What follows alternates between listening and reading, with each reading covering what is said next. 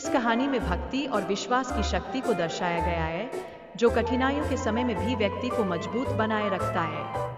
गधे की मेहनत और संघर्ष का वर्णन किया गया है, जो रोज भगवान की याद करते हुए अपने काम में लगे रहता है। यह भक्ति का एक अनूठा उदाहरण है।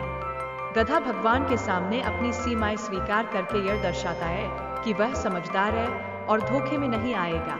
उसका आत्मसम्मान उसके लिए महत्वपूर्ण है। गधे की भगवान के साथ बातचीत में उसकी पहचान और आत्मसम्मान की खोज दिखाई देती है। गधा समझता है कि वह विशेष है और गधा राजा कहलाता है। स्वर्ग में पहुंचने के बाद गधा सुखद जीवन जीने लगता है। उसे हरे भरे बागों में घूमने और घास खाने का आनंद मिलता है। एक दिन गधा इंद्रदेव के बाग में चला जाता है, जहां उसे चेतावनी दी जाती है। यह दिखाता है कि गधे को अपनी सीमाओं का ज्ञान नहीं होता। गधा राज ने भगवान से कहा कि वह अपने दोस्तों को बहुत याद कर रहा है और चाहता है कि वे भी उसके पास आएं। जब सभी गधे एक साथ आए तो उन्होंने एक गाना गाना शुरू किया, जिससे स्वर्ग की शांति डिस्टर्ब हो गई।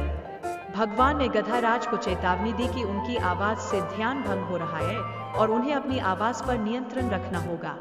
गधा हमेशा अपने सपनों में अजीब चीजें देखता है और दिन में डर के मारे जाग जाता है। यह उसकी कल्पनाओं का परिणाम है। गधे ने सोचा कि पृथ्वी स्वर्ग से अधिक प्रिय है और वह अपनी इच्छानुसार गाने गा सकता है। यह उसकी स्वतंत्रता की ओर इशारा करता है। जंगल में अन्य जानवरों ने गधे की अजीब सोच से प्रभावित होकर कभी-कभी उसकी बातों में उलझ जाते थे। यह उसके प्रभाव को दर्शाता है।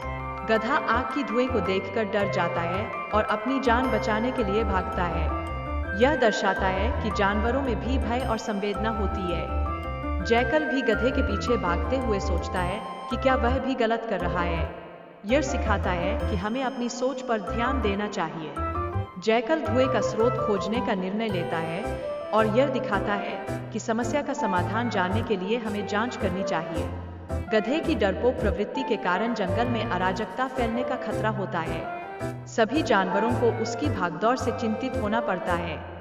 हिरन और गीदड़ गधे को रोकने के लिए दौड़ते हैं ताकि अन्य जानवरों में अफरा-तफरी न हो। उनका सहयोग इस स्थिति में महत्वपूर्ण होता है। गधे को अपनी गलती का एहसास होता है और उसे समझ में आता है कि धुआं किसी खतरे का संकेत नहीं था। यह सब जानवरों की एकजुटता से संभव होता है।